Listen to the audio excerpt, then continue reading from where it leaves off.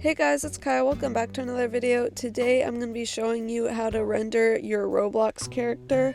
You can use this for thumbnails or GFX or anything you want. I use these all the time for my thumbnails. I've made 2 other videos on how to do this in the past, but they're both pretty old, so I'm remaking the video. You're going to need Roblox Studio and Blender to do this, so you have to do it on a computer. First, what you want to do is open up Roblox Studio and load in a base plate. Now click on this plugins tab. You're gonna have to download a plugin called Load Character. I'll have it in the description. It's free. You just have to download that. Once you've downloaded it, click on it and type in the username of whichever character you want to use. So if you're using your own character, then just type in your own username. So I'm gonna be using mine, so I'm gonna put in my username. This is my character right here.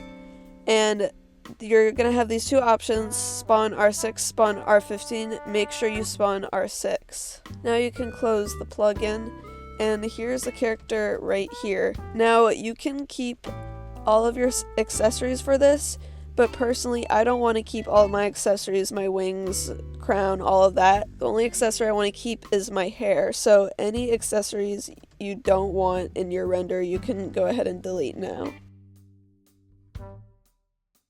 So now that I've deleted all the accessories that I don't want, you want to select everything in your character except for your accessories.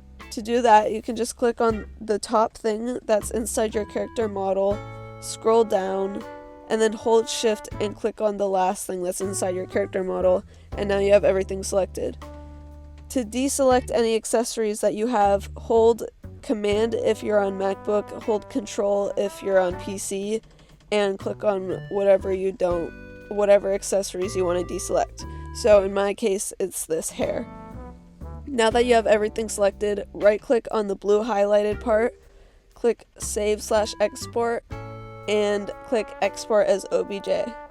You can save this to wherever you want. I'm going to do desktop because it's easiest to get to. And I'm going to call this Queen Kaya Model. You can name yours whatever you want, and then you can save it. Now that you've saved that, you can click anywhere to deselect everything, and now you only want to select your accessories. Editor's note, if you want to make your life a little bit easier, I recommend exporting the head and accessories all together, because that'll save you the trouble of importing 2 separate models into Blender. It'll make more sense later, but I just recommend selecting the head and accessories at the same time and exporting them both. So in my case, I only have the hair, but if you have a bunch of other accessories like wings or anything that you want to keep, then you want to hold command or control and select all of those. Now just do the same thing, right click, click save/export, export as OBJ. Now this one I'm going to call Queen Kaya Hair. And then you can save it. Now that you've done all that, you can just close Roblox Studio. You don't have to save this place or anything. You're done with Roblox Studio. Now you'll have to download the rig that has the same body type as your Roblox character. So go to MattRBX's YouTube channel. I'll have the channel's link in the description, and find the body type that matches your character. In my case, it's the Roblox woman rig. So I'm going to click on the video, and in the description, I'm going to click on this link, and now I'm going to download it. Now open up your rig, faceless or default, it doesn't matter, and your screen should look like this in Blender. To move around, hold shift and tilde. Tilde is the button above the tab button, and you can move like this. To move faster, hold shift. And then to stop moving, just click anywhere. So now what you want to do is click on, or drag over the head, and you want to delete the whole head and face. So click X to delete, then click delete, and now it should look like this. Now click File, Import, and Wavefront OBJ. You want to find your model OBJ, not your accessories. Make sure you click OBJ, not MTL. And now click on Geometry and click Split by Group. Now import OBJ. So now my character is right there.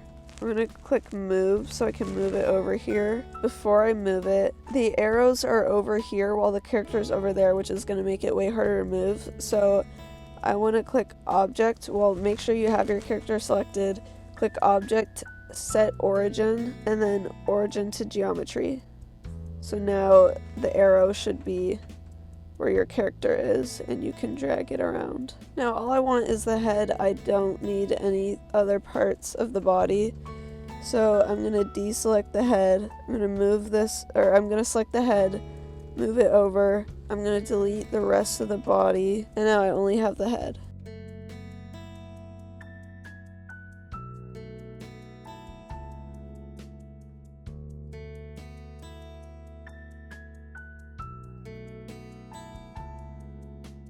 Alright, position the head where you want. I think that's good enough. Now I'm going to bring in my hair, so I'm going to do the same thing. Click File, Import, OBJ, and I'm going to click Hair.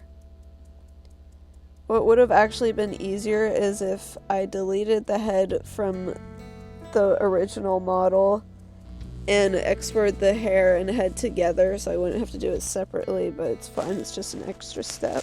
I'm actually gonna this time click geometry to origin so I don't have to drag it all the way over. Either when you click origin to geometry, geometry to origin, it doesn't matter because either way these arrows are gonna end up with the object, but I'm just saving myself a step by doing geometry to origin.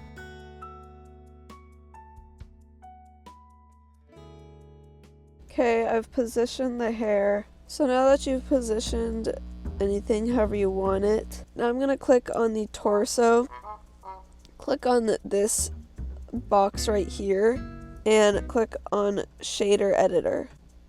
Now these things will all show up. You want to pinch on the trackpad to zoom in, or you can use your scroll wheel on a mouse. Oops. And either right click on the mouse or use 2 fingers on your trackpad to move around. And now you want to go to this top orange box that says texture, and there is this X right here. Click that. Now click open.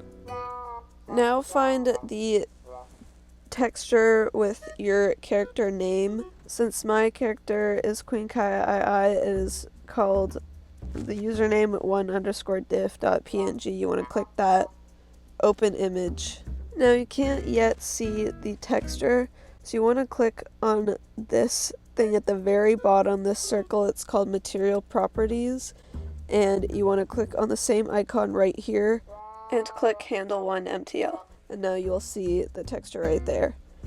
Now you just want to click on all of your other body parts and just do that for each one. Now you have your full character in Blender with its texture, and you can just reposition it however you want before you render it. You can render it as is, or you can reposition it, and I'm going to be repositioning it.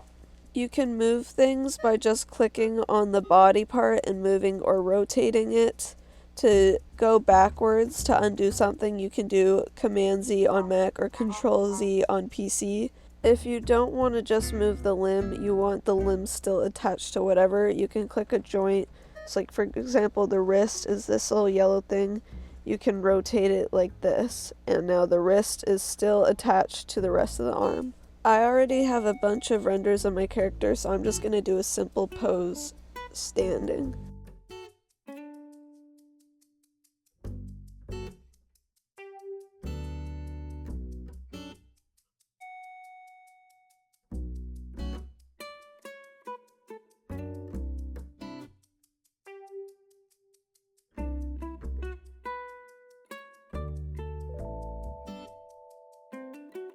So I made this really weird pose. It looks bad, but I honestly didn't know what kind of pose to do because I already have a bunch of renders and I don't really need another. So I was trying to make it like standing. I was trying to make it sort of like the default animation Roblox characters have, where like their knees are a little bit bent and then they look left and right or whatever. I was trying to have that kind of pose, but it didn't work out so good. When you're done with your pose, click add and then click camera, And now you can click this camera right here and you're looking through the camera, so you can move around and anything inside this yellow box is what's going to be rendered in your image. So your camera might not fit everything that you want to fit into the image. So what you're going to do is click this little thing that has an image, and here's resolution. You can change the resolution. I'm going to change mine to 2000 by 2000. You can just mess around with that. So here it would get the whole character. Since the pose looks so weird, I'm just gonna have it show basically just the top half of my body. I actually don't want to show the legs, but I want to have the hands fully in it. So I'm gonna rotate the arms a little bit up. Okay, so I changed the pose because I didn't like the other one. This can just be like a new... This is similar to other thumbnail ones I have, but this one I might actually use as opposed to the other one I wasn't gonna use. So everything in this box is what's gonna show up in my render. Now, if you go down here, right now you have viewport shading selected. If you select this right here, this is what your render is gonna look like. And as you can see, there's a lot of things wrong with it. One, you can barely see anything. Two, the hair is invisible. I think the body might be a bit invisible too. So this is what it's gonna look like so far if you were to render it right now, and we have to fix these problems. So let's go back to here. Let's exit the camera. Now we're gonna click add light and then point light. I'm gonna move this up and I'm gonna put it where I think will look good, and then I can check in the camera. Now I can see just a little bit better. And move it down closer to my face. It also doesn't have to be point light, it can be other kinds of lights, but that's the one I've chosen. Now I'm gonna click this light bulb right here, and you can actually change the type of light after you've already put it. So I'm actually gonna click do sun, because sun's a bit easier because you can drag where it's facing. So now it's actually facing my character and it's very, very bright. So I'm gonna make the strength lower. You can also change the color. So maybe you have some type of atmosphere that has sort of a hue. Maybe you have it's like nighttime and there's a blue hue to the atmosphere. You can change, well, that's kind of dramatic. Well, this is like a nighttime look. You can change the color. Sunset, that would be a cool sunset look. But I would like to leave it white. Now we still have the problem of some transparency. The face is kind of transparent. The hair is transparent. I think the body is a little bit too, so we have to fix that. To fix this, you want to go back to shader editor.